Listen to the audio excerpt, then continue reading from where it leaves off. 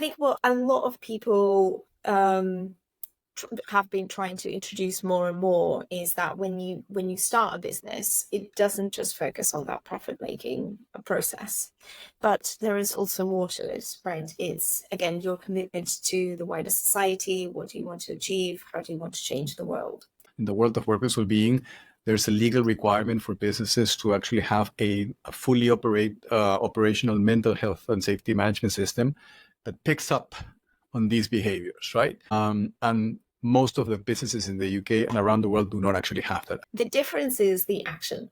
Like, even despite that knowledge, we still do it. It's like smoking kills. It's a massive letter on every pack of cigarette, but people still smoke.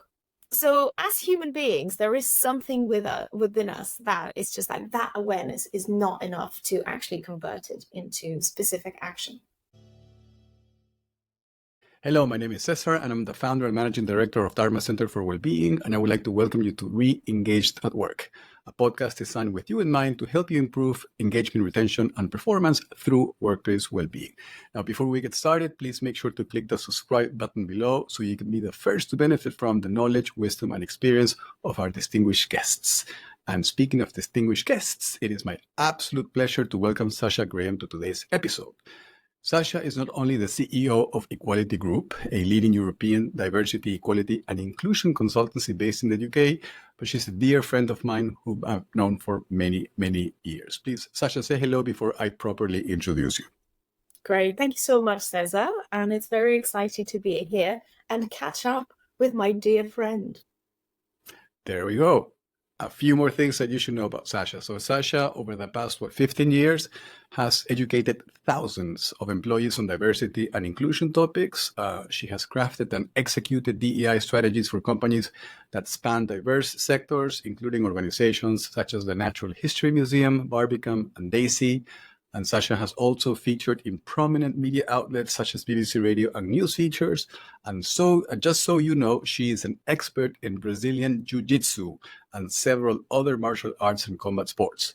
So I've seen Sasha in action, and all I can say to our viewers and listeners is that you better be on Sasha's good side. So That's exactly welcome, right. Sasha, welcome to the show, Sasha.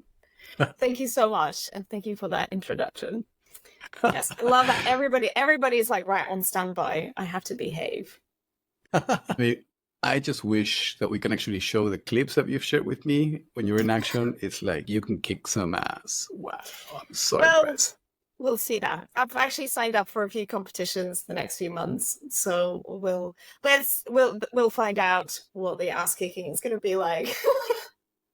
God bless your opponents. All I can say. All right, my dear Sasha. So listen, what brings us together today is the topic of diversity, equality, and inclusion. And although, these words have been kind of uttered and shared and expressed and mentioned in business for quite a while, I think it would be good for us to have a refresher as to A, what do they actually really mean? B, where have we come so far in this journey? And C, for smaller businesses, that do not have, the ability to have DEI departments or dedicated functions for this, but want to kind of incorporate, these concepts into their, daily practices. That's kind of basically the essence of what we want to discuss today. So let's start from the very, very kind of beginning and very, foundational piece. How would you define diversity, equality, and inclusion, my dear Sasha? Thank you, César. Well, I think in terms of the basics and like when we're talking about these concepts, what we actually mean is, first of all, it's an area of business and let's say governance, just say governance, not just in business, but in organizations and also politics, right?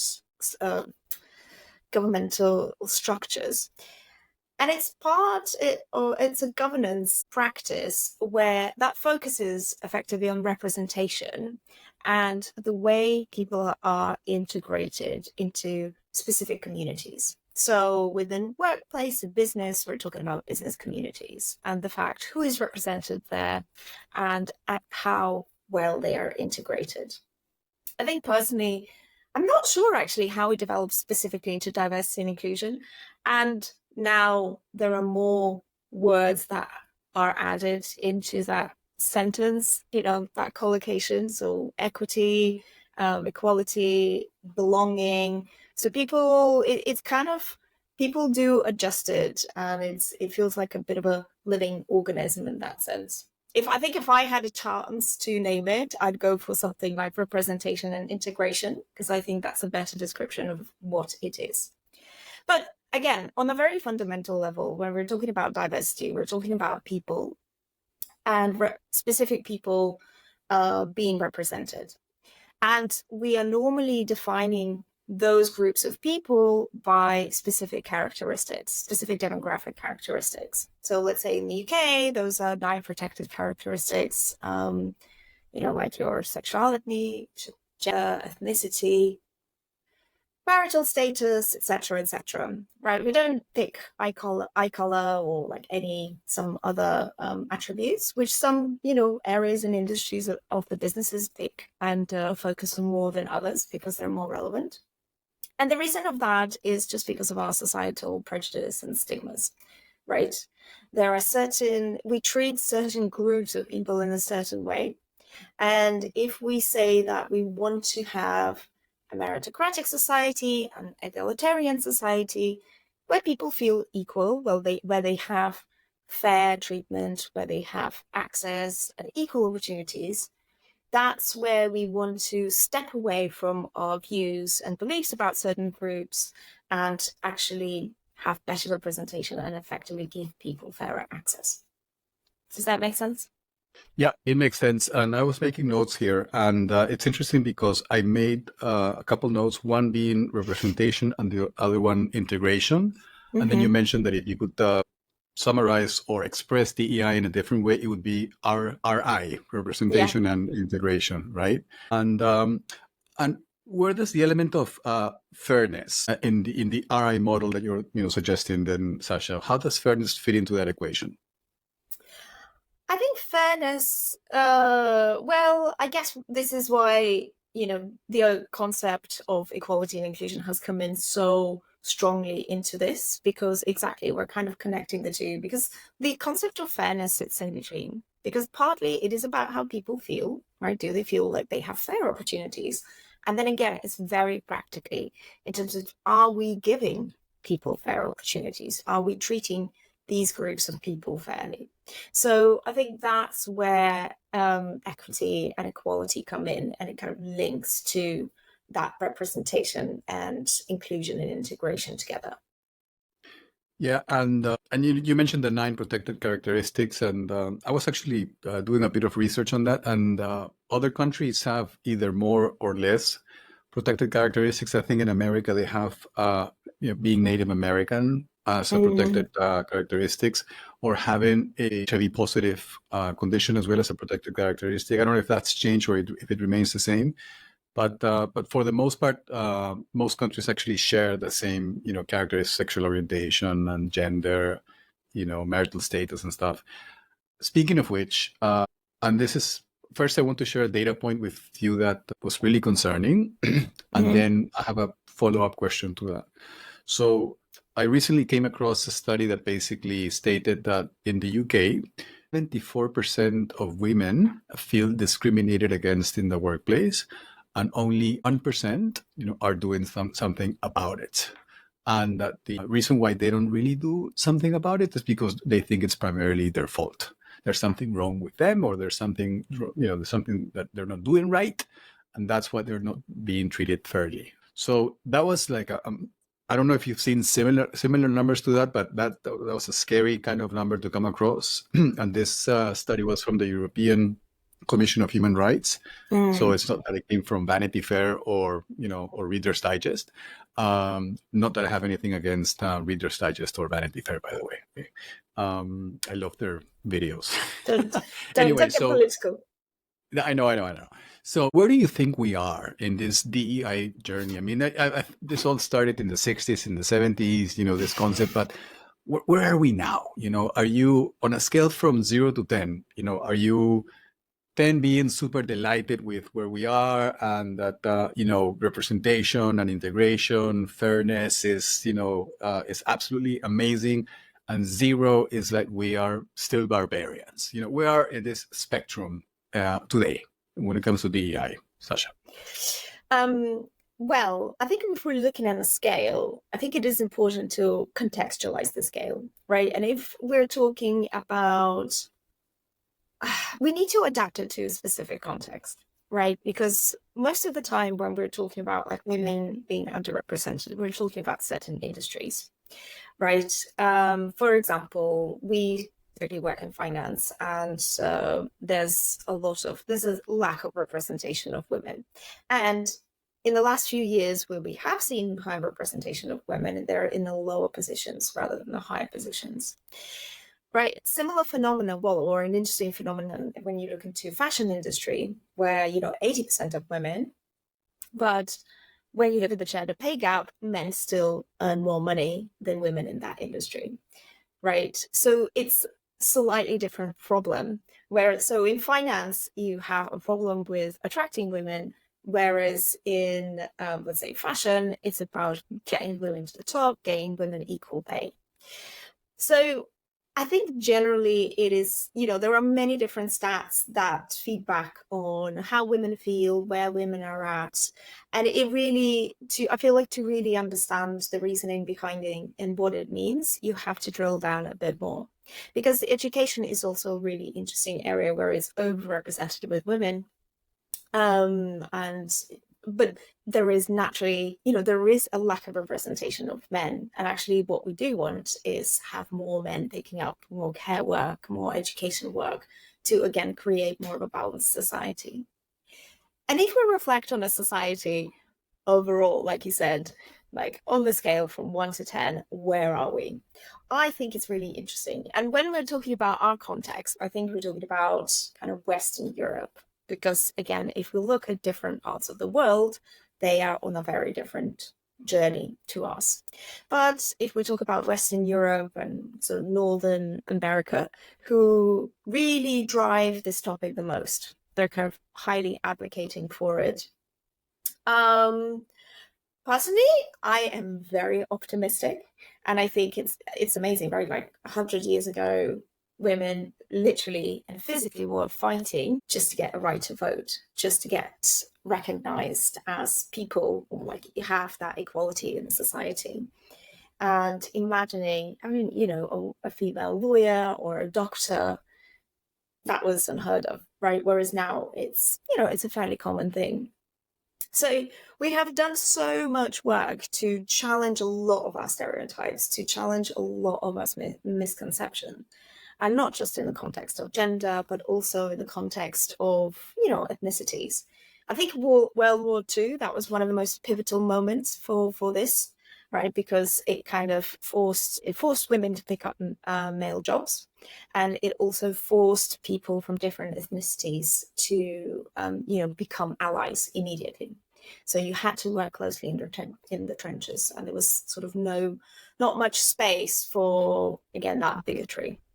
And that naturally created much more cohesion. Sadly, that slightly fell apart when the war was over, and you're like, oh, well, now let's go back to our roles that we're used to. So that kind of pushed the progress back a bit. And where we find ourselves today, so we have definitely made a lot of progress, but sadly, we're not there. We're not in that utopian a world where everybody has equal access, right? And let's say I am a big Star Trek fan. And I guess one of the reasons why I am a fan is because I want to create that world of 24th century Earth where there's no poverty, where everybody has equal access, where we don't have prejudice, we treat people with dignity, we treat them with respect. And you can just, be who you are and accepted, and have a role in society to play that is valuable. So if we put that maybe at 10, I think we're around 6. So I would say we have a long way to go, but we're on the right trajectory. but it does take a lot of time and a lot of key interventions to get people there. It's interesting that you made the reference to Star Trek, because now that you're explaining it that way, I can totally, say, it never occurred to me that there wasn't poverty in the 24th century, Star Trek world, No poverty, Oh, no wow. money. Someday. Yeah. I know. Someday. And I think that the in the Star Trek world, and correct me if I'm wrong, the people with the highest status in society were the scientists, right? And Yeah. yeah, Well, interesting. I think generally Yeah. you have there's no money. Your contribution to society, your work, that is highly, that's where kind of you find your value, right? The idea is that you need to contribute something. So what is it that you bring? And kind of your uniqueness is that contribution. Yeah, I think it was Meryl Streep who said that she was asked, if you could make the better world, the world a better place to be, what would you do? And she said, get rid of the monetary system. Yes. Yeah. Yeah, which Okay, it starts to make sense now. Sasha, so let's say that I run a business. Let's say that I employ 20, 30, 40, 50 people, right? And I keep hearing about the importance of diversity, equality, and inclusion. What does that mean to me? As a business owner, and what do those concepts actually mean to me, and how can I make progress in integrating those, and why would I even start paying attention to these concepts in the first place? As a business owner, as an entrepreneur, what would your, advice be? Well, I think first of all, and very often the first reason why people start thinking about these things are because there are certain regulations and requirements. So there's certain things that you have to meet in order to function as a business. But if you go beyond that, and actually I think that's where you will find the most value and importance and understanding of these concepts, is kind of in your morality, right? And the way you effectively practice your values. And the reason why I say that is because when you start your business, right? Let's say when you start your business, the only thing you think about is sales, right? You need revenue in order to actually survive as a business, because that's kind of what defines you as a business. You bring people together, you create a product, and you sell it. But I think what a lot of people have been trying to introduce more and more is that when you start a business, it doesn't just focus on that profit making process, but there is also more to it, right? It's again your commitment to the wider society. What do you want to achieve? How do you want to change the world? Effectively, it's starting with your vision, mission, values statements. And to be honest, the best way to approach it is to integrate the concepts of diversity, equity, inclusion into that. Because one of the first thing that people associate DEI is with hiring, which of course it's one of the key areas. But sometimes hiring is difficult or hiring is limited. So actually, it's very important that in that context, you kind of focus on the culture of your business and what you want it to be like. Because shaping that consciously from the beginning will define who you attract as you develop. The problem is a lot of companies think it doesn't matter, or it's just not a priority, or like we're fine. But one way or another, right, even unconsciously, you create a culture. And that's how people view you. That's how people define your business as an entity. Whereas if you take more of a conscious effort and actually think, this is what we stand for, this is what's important to us, how we live it out, that's what will shape your culture and will also help you to actually create a more diverse community.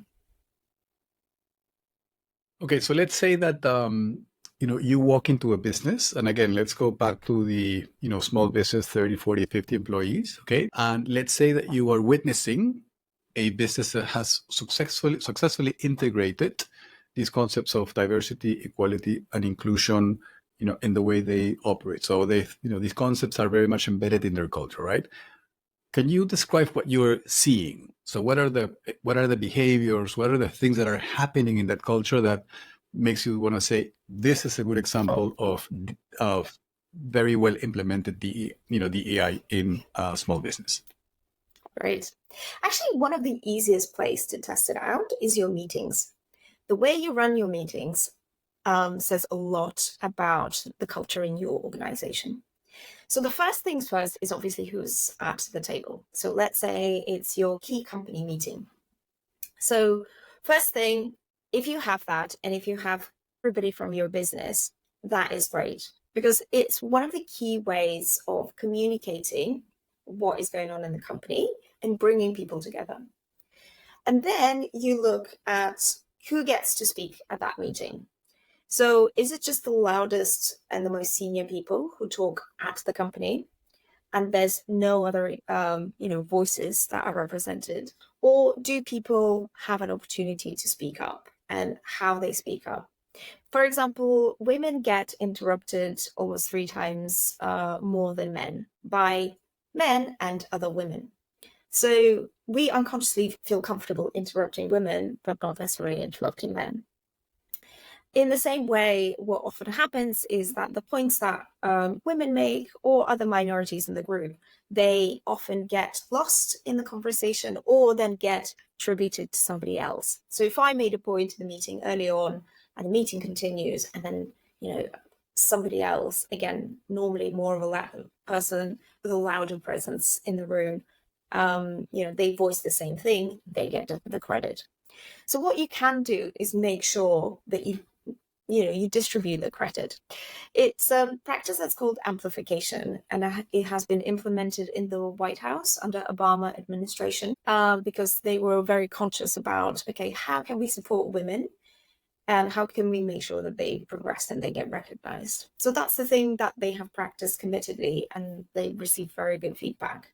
So if just to make sure that those voices the minority voices in the room get heard, get acknowledged, and get the credit that they deserve. So that is one of the key things that we want to see in an inclusive environment. You mentioned, women being interrupted, and my thought went immediately to that situation between Kanye West and then Taylor Swift. You remember that episode? No, I haven't. So basically, Taylor Swift was receiving an award of sorts. As she was giving her acceptance speech or her gratitude speech, Kanye West literally just got on stage. Just like Will Smith and what's his name, Chris. What's the name of the comedian? Chris Rock. Chris, yeah, no, Chris.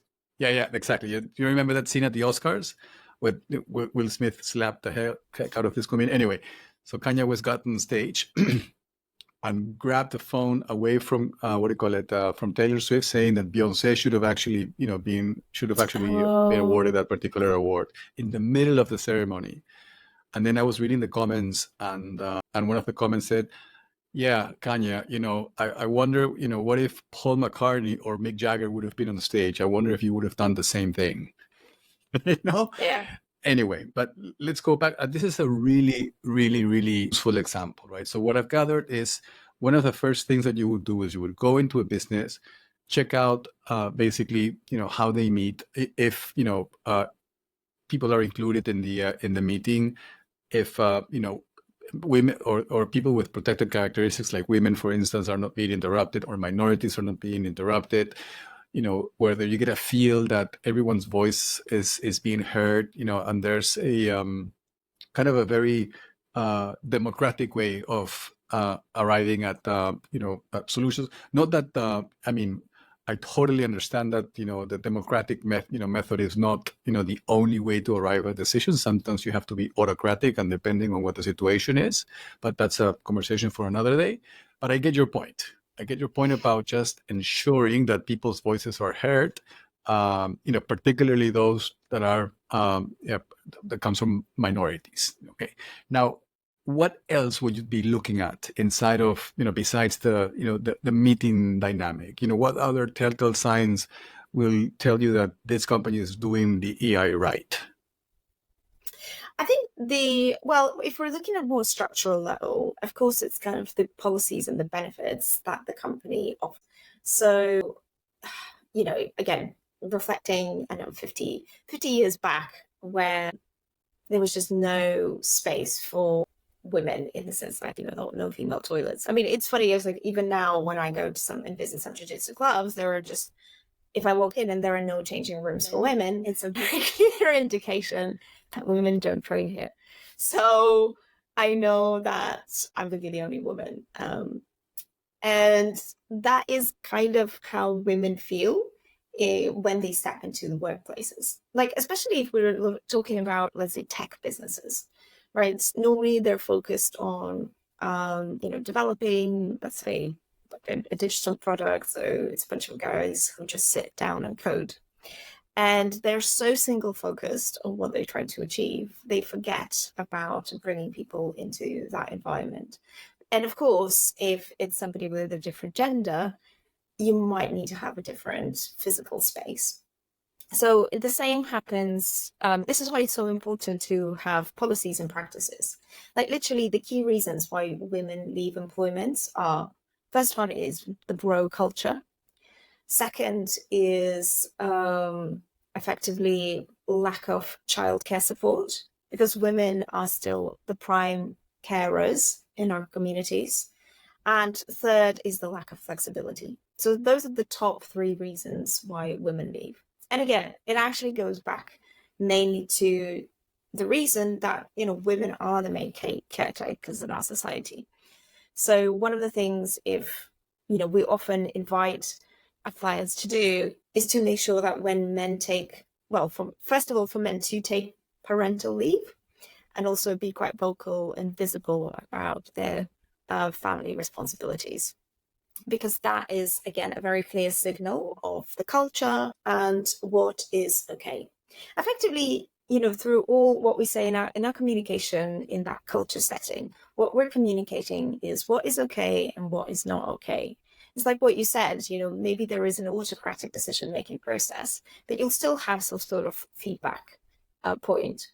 And that is fine, because maybe that works for your business. But as long as you set out the rules of the game very clearly and you invite everybody to play fairly, that's fine. But that's the key thing. You need to consciously to put boundaries in place to ensure that, again, people feel included, people feel engaged. Sasha, this is really interesting. I want to go back to those three reasons why women leave a business. Did I hear you say right? The bro, I mean, as in brother culture, the bro culture. Okay. Yeah, like the macho culture. A deeper dive on that. Then you've mentioned the flexibility, the lack of flexibility aspect. And which was the third point? The lack of, childcare support, right? It's these policies. So if you have, you need to have some parental support in place, because again, very likelihood that women will take time off to have children and then they want to go back to work. So that process is very important to facilitate.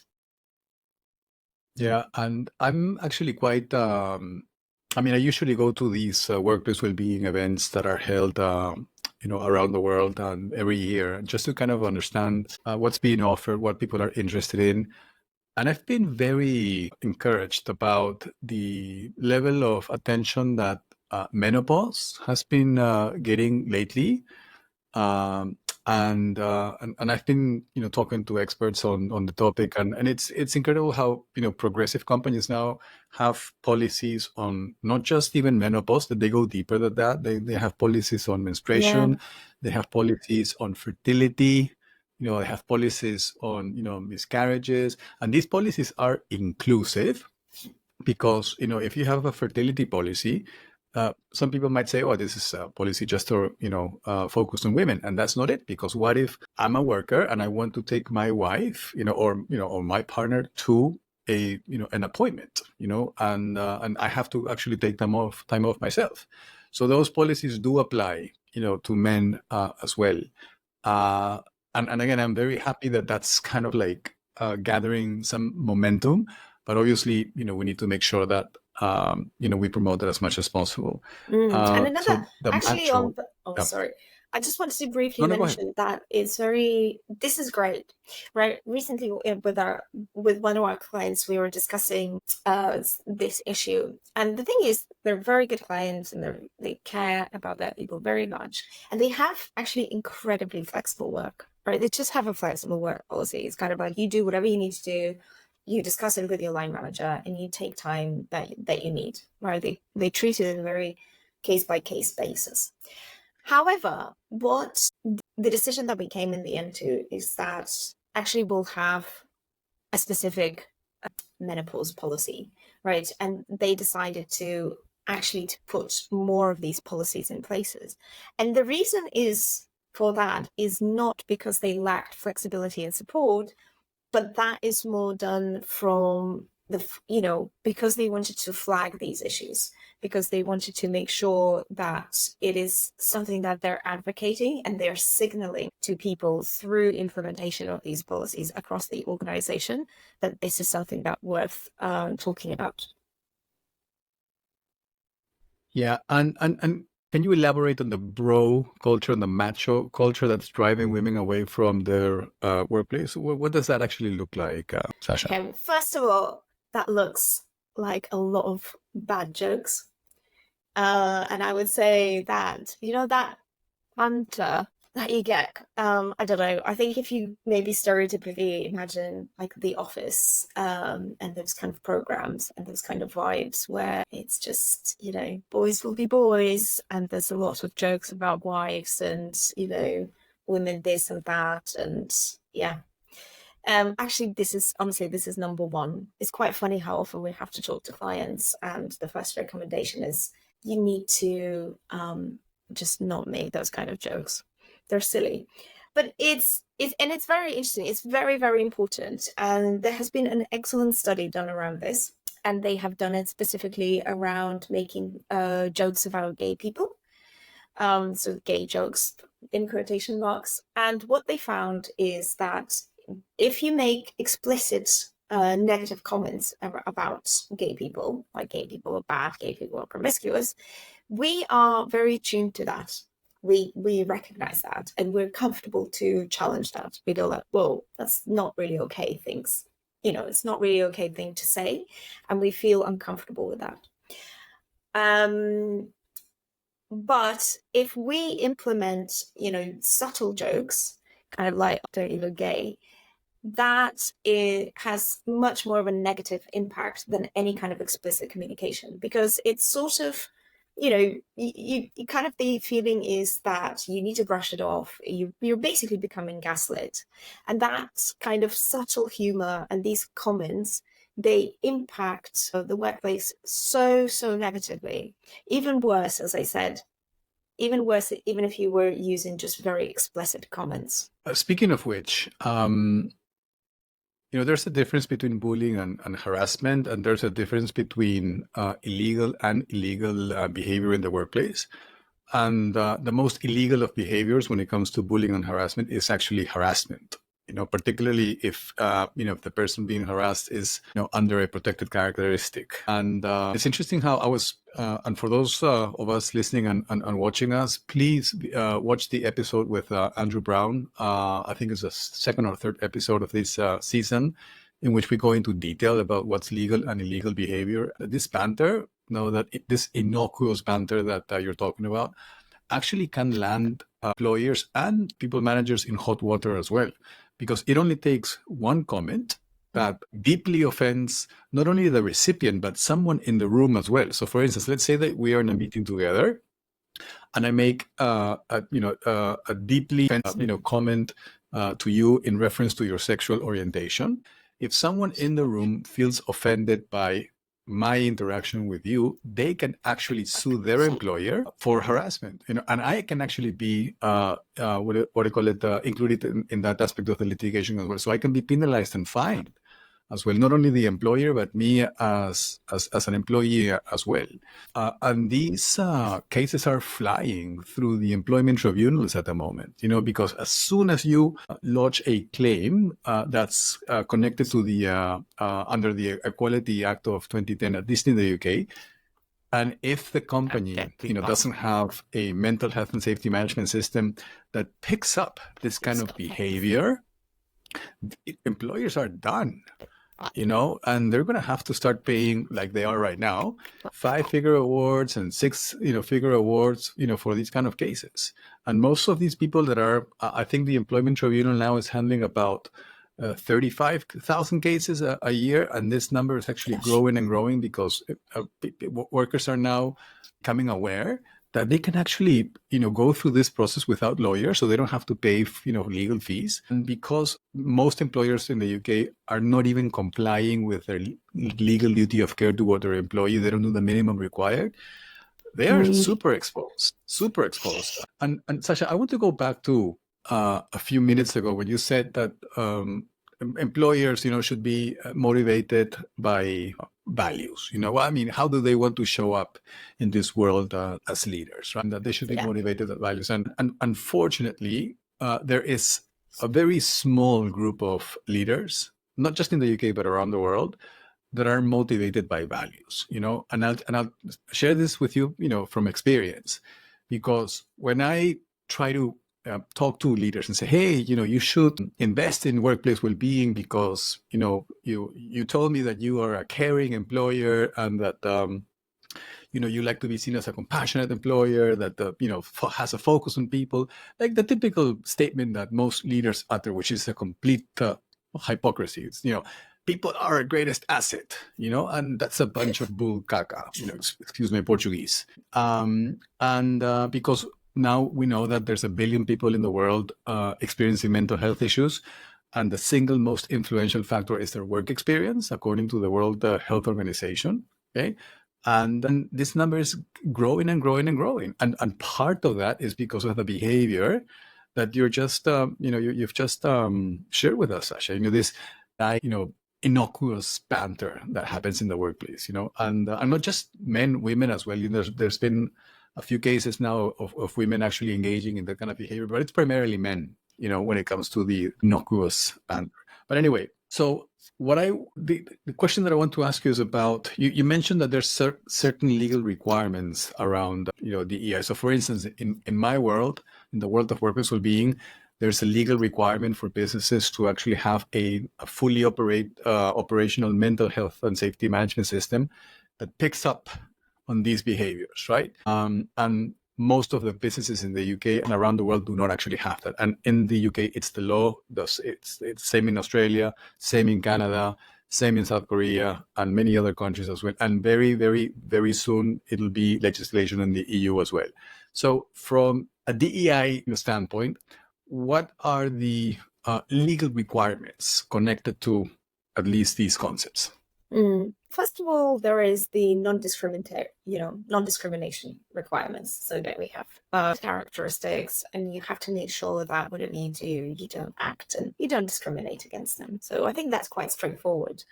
Later on, you look more into industry-specific requirements, and I think what is happening is that there is more and more targets that have been put in place so that companies take proactive actions in order to, again, address that imbalance of the representation that they have.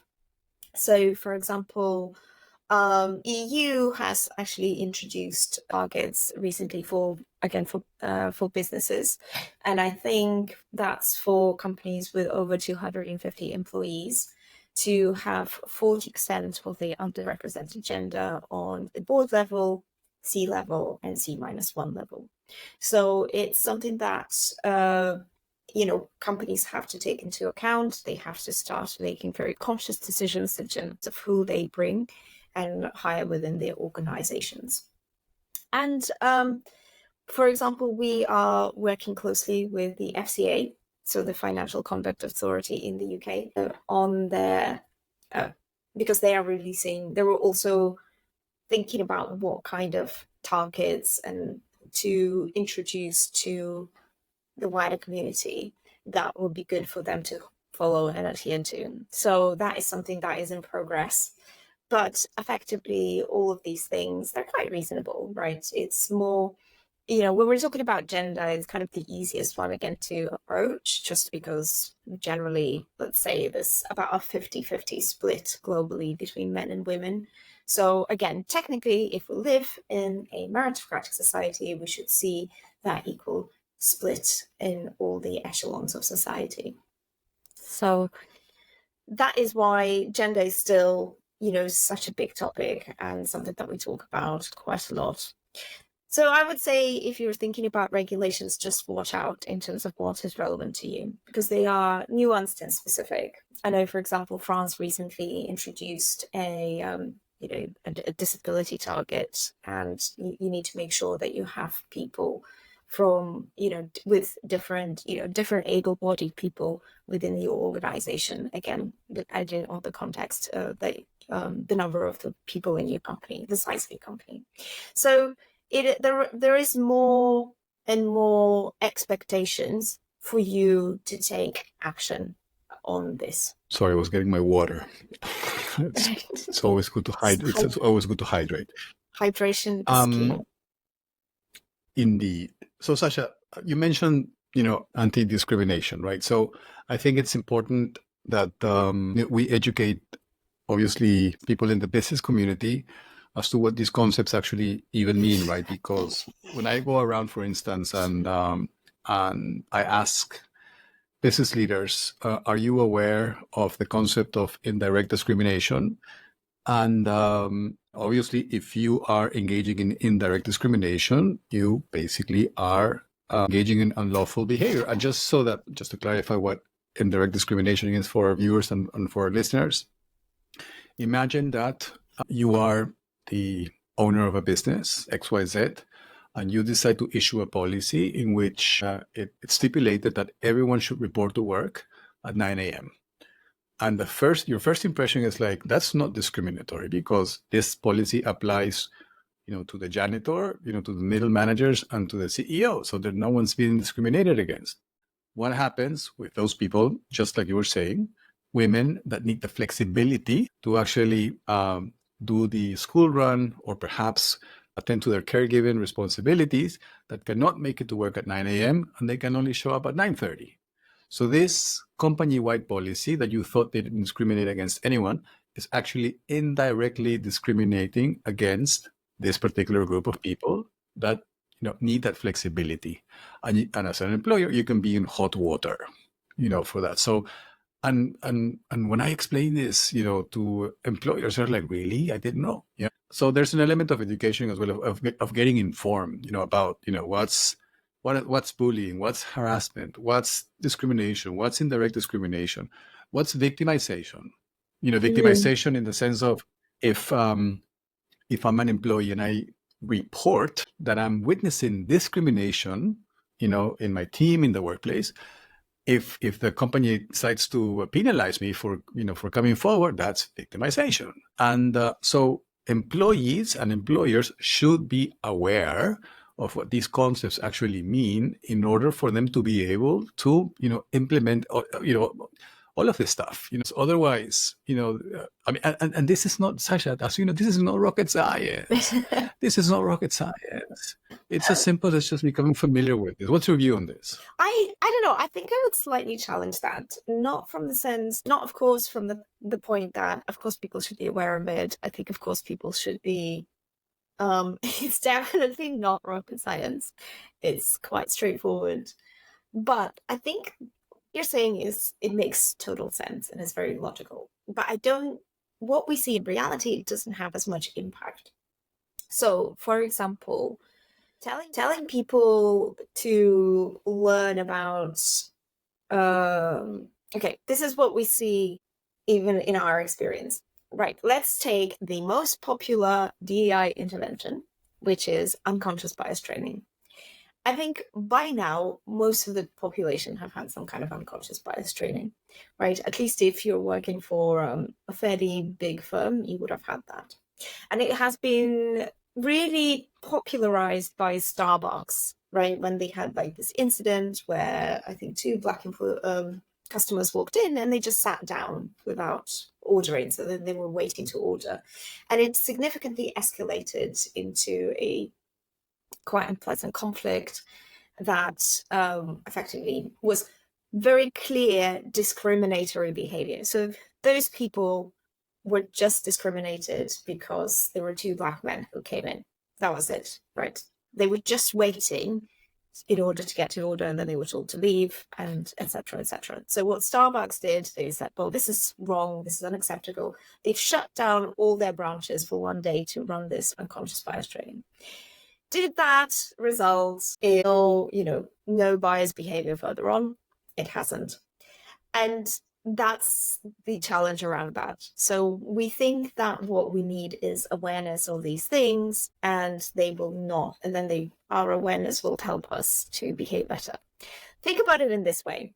Like if you have ever tried to lose weight or get fitter, right? What do you need to do? Right? You need to eat better, less processed food and more fresher food, and move more. I think if you pretty much ask anyone, do you know what you need to do to be fitter? Everyone will be able to tell you that. So most of us have that awareness. The difference is the action.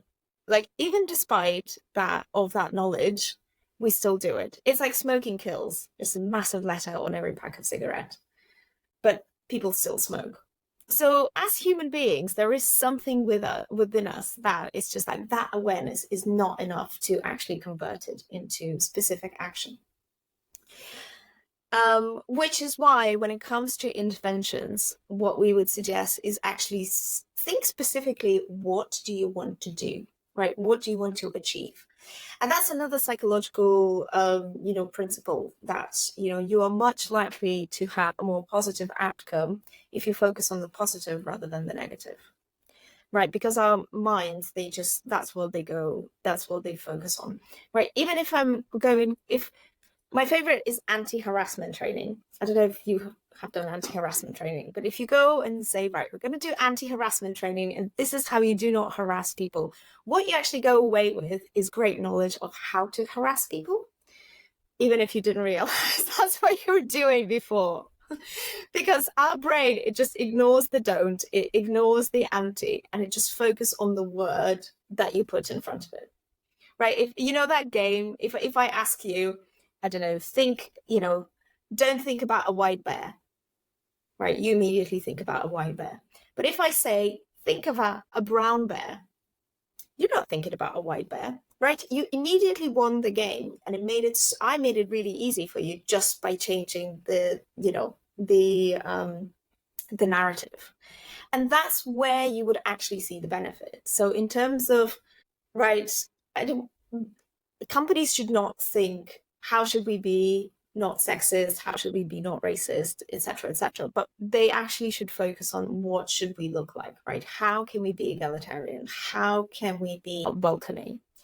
And that's where you build on. Because even in the example that you've shared, right, like the likelihood that the company who has 9 a.m. policy, it's an indication that they don't have anybody there who would be doing that school run, etc., etc.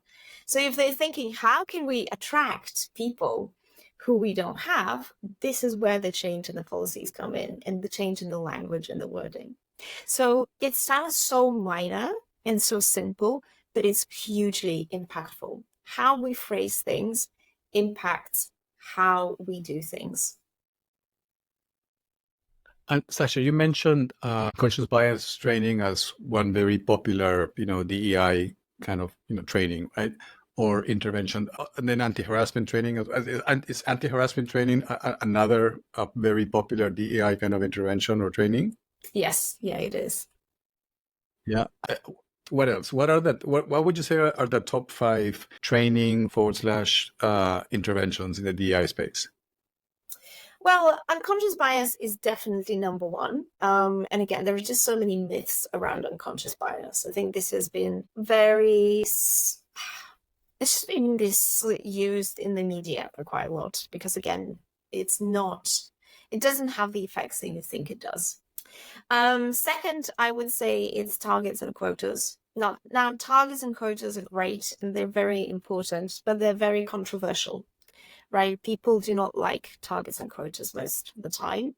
And if you have had, they can go wrong. For example, a good example of that going wrong was recently, with the RAF, because they've introduced very hard targets in terms of they needed to have 40% of female representation, I think, by 2030, and something like 20% of ethnic minority representation. And I think their chief diversity officer, she just resigned and said this is unrealistic, and it kind of escalated and sadly did not go any further. They had a whole investigation around that, right? Because targets and quotas, you really need to apply them very carefully. Before you do that, first of all, you need to educate people as to why you're doing it and how you're doing it. Otherwise, nobody really wants to be a diversity hire, right? They want to feel like they got their job on their merit. Actually, a very good and successful example of targets and approaches were probably in the orchestras. I don't know if since the 90s, or even I think earlier actually, they've introduced blind screening. And yes, I think from the 70s until the 90s, the representation of women in orchestra increased from like 3% to 40%, right? And that is such a stark example of just our biases. So as soon as you have a screen and you don't see the person and you just focus on their skill, your perception changes. So, Which yeah. no, sorry. I'm sorry. I didn't mean to interrupt. I just there might be a few people that are not really familiar with the concept of unconscious bias. So would you mind just defining what unconscious bias is? Great. Okay. Thanks for. I do love talking about that. I don't know why I skipped so quickly. So unconscious bias is basically, when we're talking about bias, we're talking kind of about heuristics, right? The shortcuts in our brain. Effectively, when we see something, we immediately come to a conclusion about what this is. So we have that about a group of people. So, for example, if you were to see me, you would think I'm an average white female, fairly non-threatening. But as you know, I do jiu-jitsu, so you went on them very quickly. So that's the kind of thing we think, that's kind of how we define bias. The problem is that now unconscious bias has become very unpopular. But the truth is there is a lot of conscious bias, and people genuinely hold a lot of conscious bias. They just don't talk about it, or they don't talk about it explicitly, right? Bias genuinely runs a whole gamut of conscious and unconscious, and you don't know how biased you are against someone unless you have some sort of external measure that can provide you with that feedback. One of the ways to do that is you can go onto Harvard. They've got the implicit association test, and you can go and test your biases against various different groups of people. They have a really wide range, and this test has existed for almost 20 years, so it's fairly reliable and it's a really good data set. But it's in the same way how every person thinks that they are better than an average driver. In the same way, we all think that we are more egalitarian than we could potentially be. So you just genuinely don't know. And now that we're getting close to the end of the episode, Sasha, I just want to make sure that we deliver very clear messages to our viewers and listeners. What would you say are the top 3 benefits of implementing diversity, equality, and inclusion concepts into our work culture, regardless of whether we employ 20, 30, 40, 50 people? This is not just for large businesses as well. This is for small businesses as well. What am I going to get, practically speaking, from embedding these concepts in my culture? Yeah. Well, the first one I would say is sustainability. So you are building your business with longevity in mind. It takes hard work at the beginning. It takes more time and energy to really focus in terms of what you want to do, what you want to be, what you want to look like, which talent do you source, where do you which network do you tap into. So taking more time to do that process more diligently will ensure that your business is more sustainable and runs better in the long term.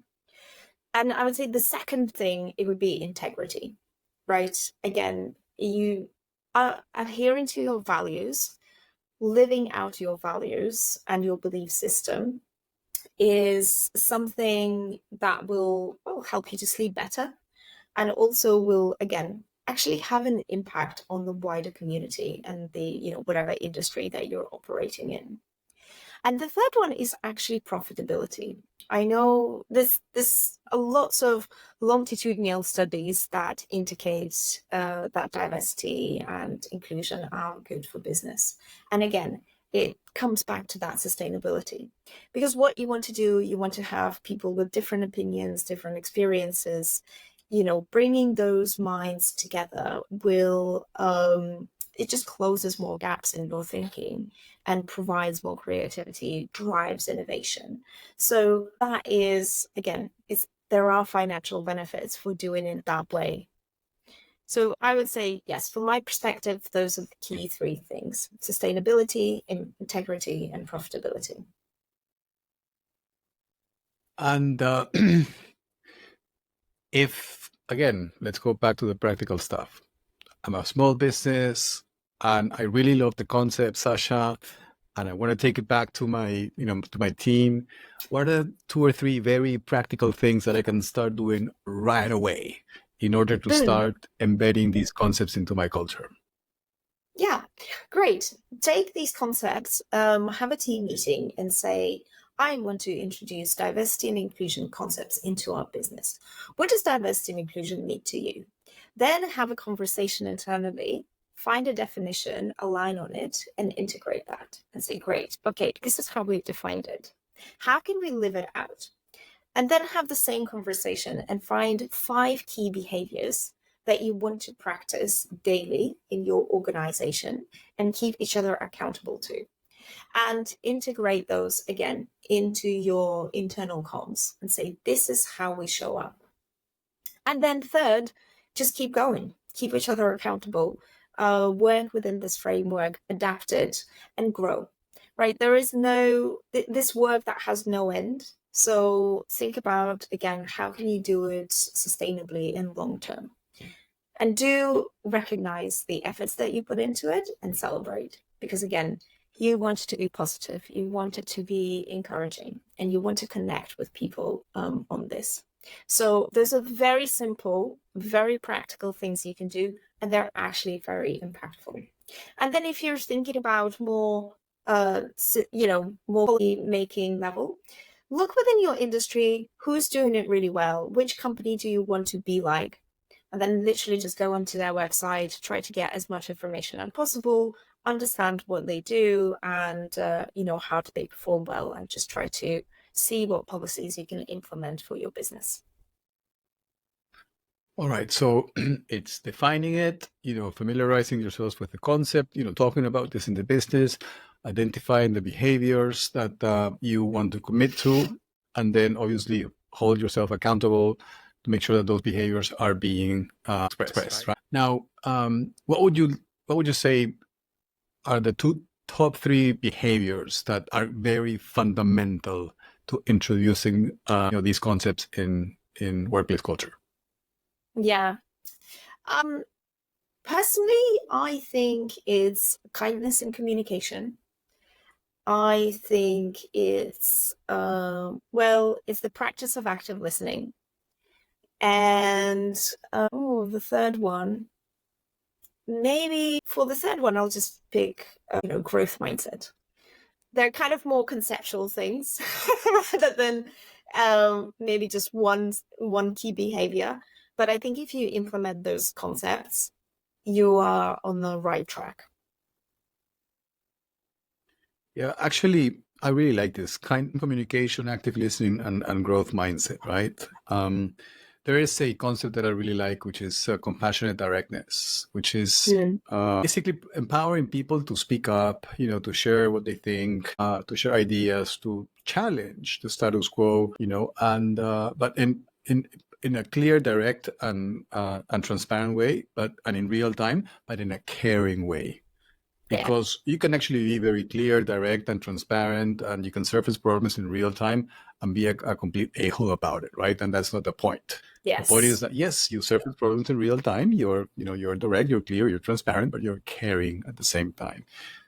And the listening part is absolutely, essential. I mean, it's incredible how, when I do workshops, I do an active listening exercise in which I ask, a couple of people to get together, and so there's an interviewer and then the interviewee, and then the interviewee shares a very difficult, moment in their professional or personal lives, and the instruction to the interviewer is just to listen and to just express to the other person through their body language that they're actually listening. And the phrase that I use is like, imagine that make your partner feel that you are the center of his or her universe, right? As you're listening to them. And more often than not, I see men actually, as soon as the 5-minute interview happens, men standing up and embracing each other.